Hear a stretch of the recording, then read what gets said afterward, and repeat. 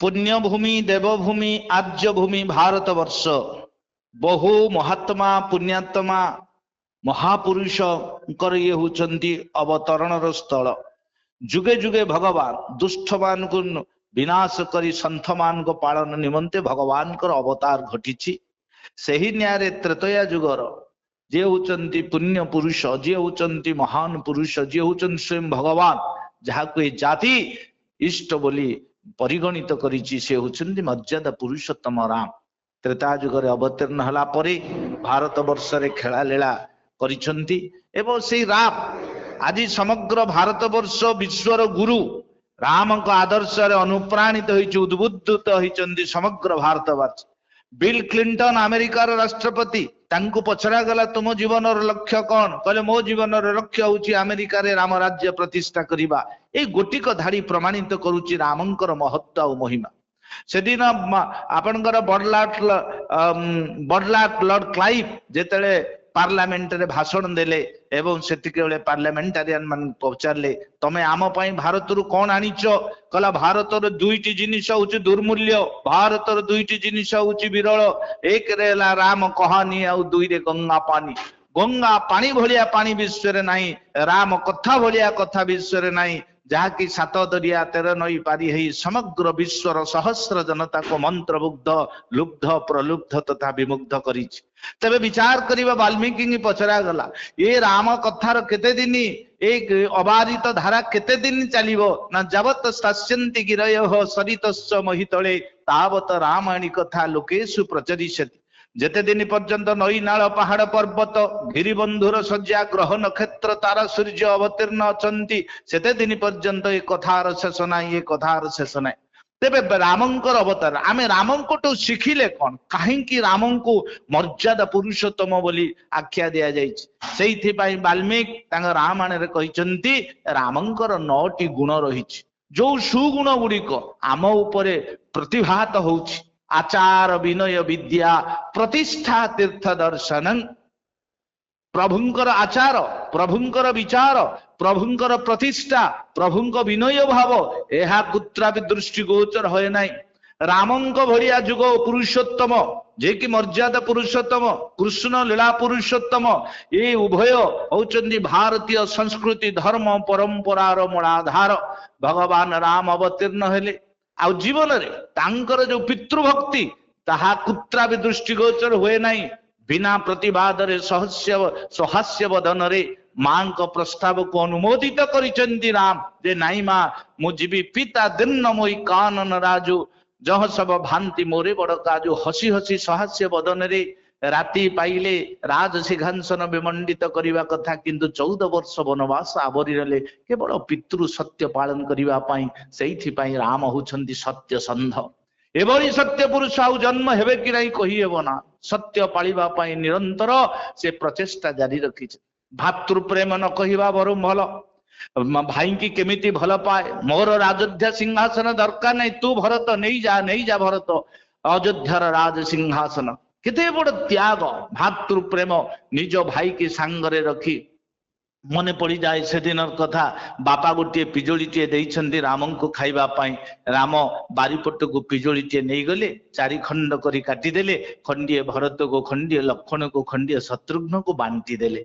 यही होची तांकर भातृ प्रेम। आ भातृ परी से सुंदर भाव रे कहिसंती अरे जेते बेले शक्ति भेद हो गला शक्ति भेद बेले लक्ष्मण जेते मूर्छित हो किछु बेले यार पाद देश रे पड़ी थांती कहले ए जन्म रे मते लक्ष्य सीता मिली पारंती किंतु लक्ष्मण परिका भाई गोटाए मते मिलिबो नाही। आउ लक्ष्मण को स्वदेह रे नहीं मु जदि अयोध्या प्रत्यावर्तन न करे ताहाले बरं मु एठारे कि निशेष निश्वास त्याग करि पारे किंतु ए शून्य हस्त रे बा लक्ष्मणर व्यतिरके मु अयोध्या प्रत्यावर्तन करिबि नाही।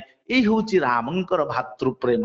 आउ तांकर जो पितृभक्ति तांकर जो मातृभक्ति सर जगत कैकेयी ना रे निंदार नागरा बाजिले मध्य प्रभु दिने भी कैकेयी रो कुच्छा रटना करिवा प्रभु दिने भी कैकेयी की निंदा अपवाद दबा कही नाहंती बरं कहिचंदी ना कैकेयी भलिया मोर मां आउ जीवन रे मते मिलिबो नाही। वनवास बेले लक्ष्मण सहित उक्ति प्रत्युक्ति हेइची ଖଟାଟିଏ ମନେ ପଡିଯାଏ। ରାମ କହିଲେ ଲକ୍ଷ୍ମଣ ତୁ ତଲେ 7 ଦିନ କାଳ ଭୋଜନ କରିଛୁ 14 ବର୍ଷ ଭିତରେ। କହିଲା ଭାଇ ମୁଁ 7 ଦିନ କାଳ ଭୋଜନ କରିନି, ବରଂ ଆପଣ 7 ଦିନ ଉପାସ ରହିଛନ୍ତି, ଫଳ ତୋଳା ହେଇନି କି ଦିଆଯାଇ ନାହିଁ ମତେ। ଆପଣ ମତେ କହିପାରିବେ କି 14 ବର୍ଷ ଭିତରେ ଯେତେ ଫଳ ତୋଳିଛନ୍ତି ମତେ ଦେଇଛନ୍ତି, କୋଉ ଦିନ କହିଛନ୍ତି ଆସ ଲକ୍ଷ୍ମଣ ଆମ ସାଙ୍ଗରେ ଖାଇବୁ, ବା କୋଉ ଦିନ ନିର୍ଦ୍ଦେଶ ଦେଇଛନ୍ତି ଲକ୍ଷ୍ମଣ ତୁ ଖାଇଦେ ବୋଲି? ତେଣୁ ଦିନେ ହେଲେ ଆପଣଙ୍କର ନିର୍ଦ୍ଦେଶ ନଥିଲା ଖାଇବା ପାଇଁ, ତେଣୁ ମୁଁ 14 ବର୍ଷ ଭିତରେ ଦିନେ ବି ଅନ୍ନ ଜଳ ସ୍ପର୍ଶ କରିନାହିଁ। ପ୍ରଭୁ ସେଇଠି ବିଚାର କଲେ ଧନ୍ୟ ସେ କୈକେୟୀ ମା ଯିଏ ମତେ ବନବାସ ଦେଇଛି।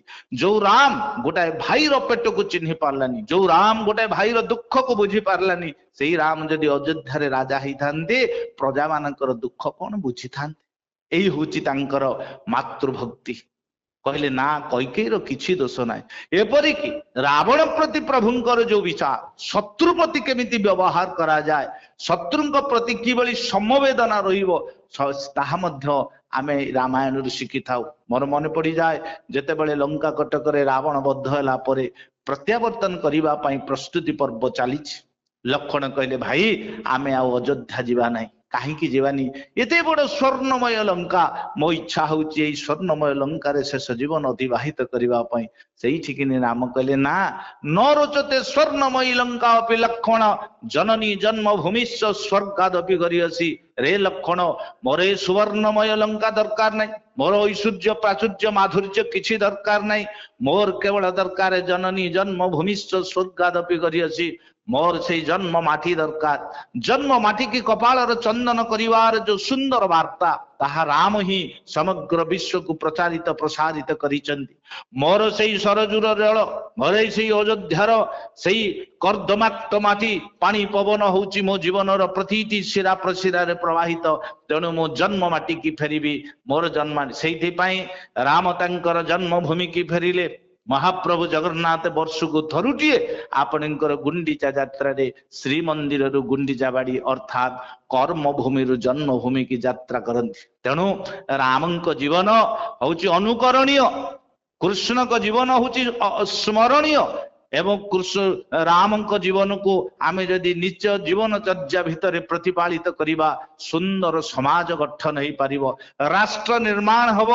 ରାମ ହଉଛନ୍ତି ରାଷ୍ଟ୍ର ନାୟକ। ସେଇଥିପାଇଁ ଦୀର୍ଘ ଦିନର ବ୍ୟବଧାନ ପରେ ଅଯୋଧ୍ୟାରେ ଏକ ବିଶାଳ ରସାଳ ରାମ ମନ୍ଦିର ପ୍ରତିଷ୍ଠା ହେଲା, ଯାହାକି ବିଶ୍ୱର ତୃତୀୟ ବୃହତ୍ତମ ମନ୍ଦିର। ଏଭଳି ବିଚିତ୍ର ବିରଳ ବ୍ୟତିକ୍ରମ ମନ୍ଦିର ବିଶ୍ୱରେ ଦୃଷ୍ଟିଗୋଚର ହୁଏ ନା।